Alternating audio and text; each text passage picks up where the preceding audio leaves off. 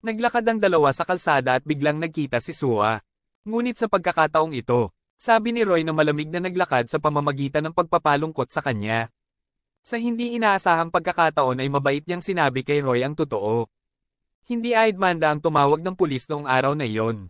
Nang marinig ito, sabi agad tumakbo si Roy para hanapin si Sue para humingi ng tawad. Pagkaraan ng ilang sandali ay nakita niya ang hintuan ng boss. Sabi ni Roy agad hinawakan ng kamay ni Sua. Sinabi niya yun. Desidido siyang harapin ang grupong Jangga. Sa lalong madaling panahon upang hindi siya magdusa. At this moment dumating na ang boss. Naghiwalay silang dalawa dito pagkaalis ni Sua. Sabi ni Roy tumawag agad ng misteryosong tao. Sino ang sumusubaybay sa mga stock ng Jangga Group? Iniulat ng taong ito. Sabihin mong mahigit 10 bilyon ang halaga ng shares ni Roy. Sabi ni Roy. Agad na inutusan na bilhin lahat ng shares ni Jangga. Marinig ang balitang ito. Nagmamadali ang katulong para ipaalam sa Pangulo. Sabihin mo maraming binili si Roy ng shares ni Jangga. Sabi pala Roy bought shares 8 taon na ang nakakaraan. Which was also nung nagkaroon ng skandal si Joan Won. Na naging sanhi ng pagbabahagi sa ilalim ng bato. At napakababa ng presyo. Ngayon sabihin Roy. Ay ang ikatlong pinakamalaking shareholder ng Jangga Group. Nang malaman niya ang tungkol dito ay nagulat ang chairman. Natawa siya to the point na nababaliw na siya. Hindi niya inaasahan na napakagaling ni Roy. Pangulo, pumunta agad si John sa Danbam Pub para makipagkita kay si Roy. Naisip niyang sabihin, si Roy ay isang manok ngunit naging isang sorrow. 8 taon na ang nakalipas. Ginagamit niya ang lahat ng pera ng insurance ng kanyang ama para bumili ng stocks mula sa taong pumatay sa kanyang ama. Parehong mukha ay napatunayang lubhang mapanganib. Gayunpaman, si Roy welcome pa rin sa napaka-thoughtfully. Nag-utos siya sa chef na magluto. Bilang masarap hanggat maaari. Personal na dinala ni si Roy ang pagkain sa mesa. Bigla siyang tinanong ng Pangulo kung ano ang layunin ng pagbili ng kanyang shares. Bakit ang dami niyang binili sa puntong ito? Natigilan ng lahat dahil alam nilang maraming pera si Roy. Siyempre, hindi masabi ni Roy ang kanyang intensyon na makuha pangkat ng Jangga. Nagsinungaling siya na binili niya ito dahil nakita niya ang potensyal. President Jiang. At nasiyahan ng lahat sa pagkain. Masarap kasi kaya sabay-sabay niyang kinain. Nang matapos kumain, biglang binanggit ng chairman ang ama ni Roy. Pinayuhan niya si Roy na sumuko at huwag harapin. Nagbanta rin siya kay Roy na kung itutuloy mo, mabibigo ka ng husto. Marinig ang tungkol sa kanyang tunay na ama. Hindi maitago ni Roy ang kanyang emosyon. Hindi siya nag-atubiling magsalita tungkol sa kanyang plano sa paghihiganti. Si Roy vows na gagawing isa sina Chairman John at John. Bayaran ng pagpatay sa kanyang ama.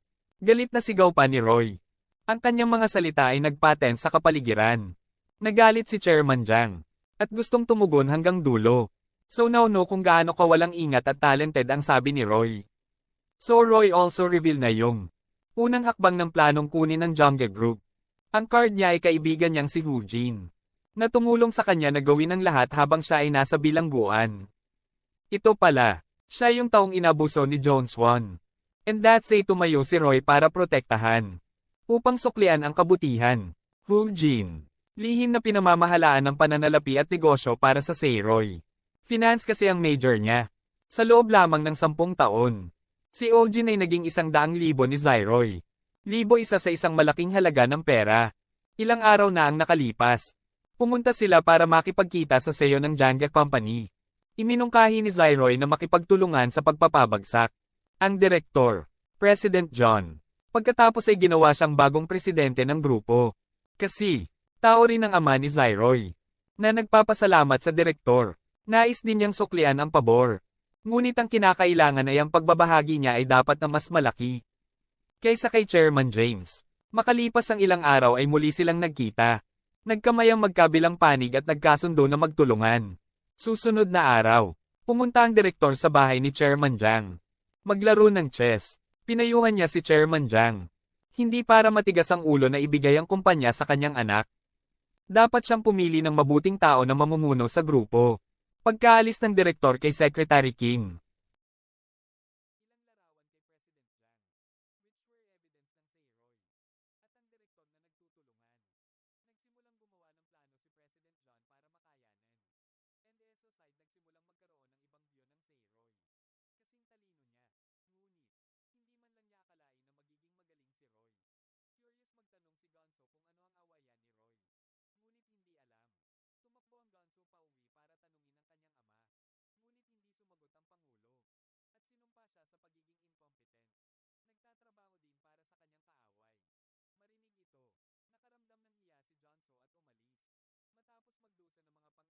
kwarto ng kanyang ama. Tawag niya kay Lizzo, na lumabas at nakakulong sa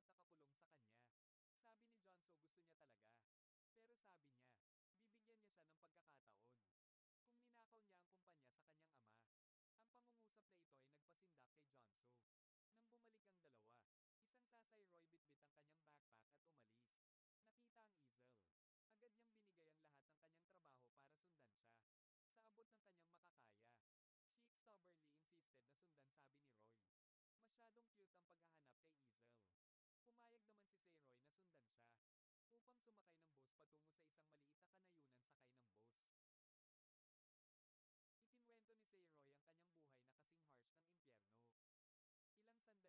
ang easel. Agad niyang binigay ang lahat ng kanyang trabaho para sundan siya.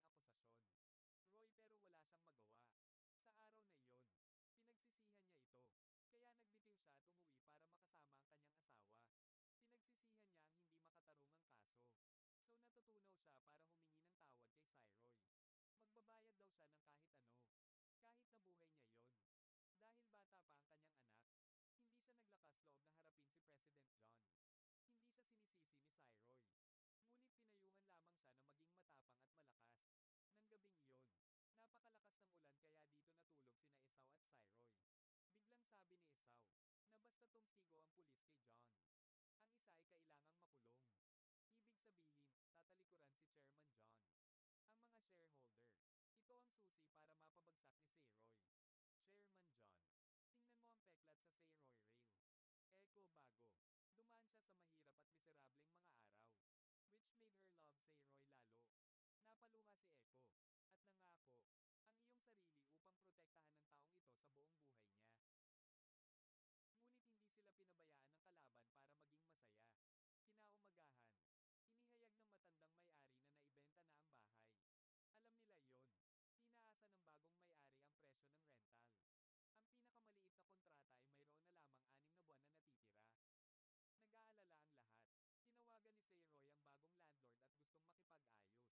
inihayag ng matandang may-ari na naibenta na ang bahay. Alam nila iyon. Tinaasa ng bagong may-ari ang presyo ng rental. Ang pinakamaliit na kontrata ay mayroon na lamang 6 na buwan na natitira. Nag-aalala ang lahat. Tinawagan ni Sayroy ang bagong landlord at gustong makipag-ayos. Sa hindi inaasahang pagkakataon ng taong iyon ay si Chairman Jang. Nagulat si Sayroy. To find out na pinaglalaroan na naman siya. He so knew about it at galit na galit at pinagalitan si Sua. Para makipag-ayos. Sabi ni Roy dumiretso para makipagkita kay President Jang. Sabi ni Roy nagpakababa at nagmakaawa kay President Jang. Konsesyon ng mga lugar. Siyempre, hindi ito maaaring baliwalain ng isang mapanganib na tulad niya. Sabi niya kahit saan sabihin nagrenta ng space si Roy. Sa hinaharap, bibilhin niya ito pabalik doon. Para hindi masabi si Roy. Para gumawa pa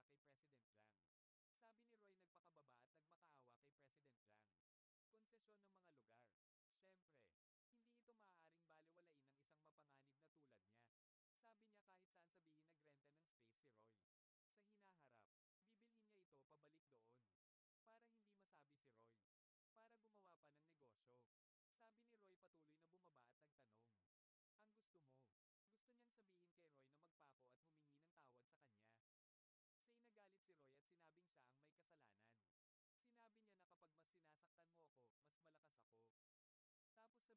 sa Pangulo na umatras. Ang desisyon. Upang bawiin ang lugar. Ngunit, nagalit ang chairman at agad na pinalaya si Sua. Dahil malapit nang magsara ang restaurant.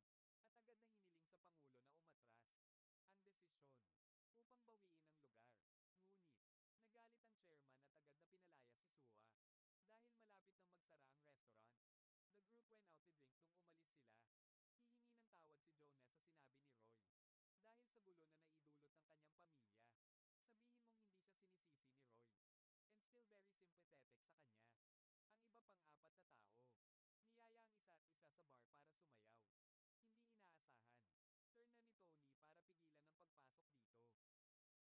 pigilan ang pagpasok dito. Panuntunang nagbabawal sa mga African. Iginiit ni Tony na Korean siya. Pero hindi pa rin siya pinapasok ng security guard. Sabi niya kaya, walang maniniwala sa sinabi ng itim na lalaki. Dahilan para malungkot na umalis agad si Tony. Kinaumagahan. Ang bar ay pininturahan sa lahat ng dako. Pagsulat na sila ang isang rasismo. Lahat ng nakakita sa eksenang ito. Hindi alam kung ano pa ang sasabihin. Nagtapat si Jonso kay Nisel tungkol sa kanyang desisyon. Aalis siya sa kanyang trabaho ayon sa kagustuhan ng kanyang ama. Para magmakaawa sa kanya na makita ang lugar. Narinig niya yon at lubos na nagpapasalamat. Tapos nagbitiw si Jonso. Tulad niyan, hindi na magugulo ang restaurant. Ng pangkat ni Jonga. Siyempre, sabi ni Roy hindi pumayag. Ayaw niyang may magsakripisyo para sa kanya. Habang si Iso ay masigasig na sumuporta. Nakikita ito. Sabi ni Roy agad inagaw ang management sign niya. Galit niyang sabi. Si Isa ay emosyonalista at hindi kwalipikadong maging manager. She devoted myself to the restaurant pero pinagalitan siya. So galit din siyang nakipagtalo pabalik. Expectly say pinagalitan siya ni Roy Lovely para hindi. Hindi niya ipinagpalit ang damdamin para sa mga benepisyo. Sinabi ni Iso na ibinigay niya ang kanyang buong buhay para sa kanya. So kahit tanggalin siya, siya pa rin ang magiging manager ng restaurant. Marinig ito. Sabi ni Roy sobrang nagulat. Nagpa siya si Roy na bumili ng bahay dito para magtrabaho sila. Nakita ni Iso iyon. Sabi ni Roy na buhay ng may pasasalamat. Binabago nito ang kanyang paraan ng pamumuhay ayon sa katwiran. Agad siyang tumakbo para humingi ng tawad. Sinasamantala ni Jonso ang pagkakataong ito. Goenso ipinagtapat ang kanyang pagmamahal kay Iso. Pero sabi ni Iso si Roy lang ang gusto niya. Ang susunod na isa ay nagpost ng isang artikulo tungkol sa rasismo. Ang artikulo ay nakatanggap ng maraming suporta at naging mainit. Inihayag din ni Iso sa lahat. Kung may humipo sabihin Roy, papatayin niya silang lahat. At basahin ang artikulong ito. Bumalik si Tony. Kaya niya, nangako na tutulungan siyang mag-apply para sa Korean citizenship. Siyang Hiso changed her life at naging mas emosyonal. Napasaya ang lahat. Sabi ni Roy. Binigyan agad siya ng restaurant management sign. At proud na proud sa kanya. So Jenzo lang sa tabi niya ang nalungkot.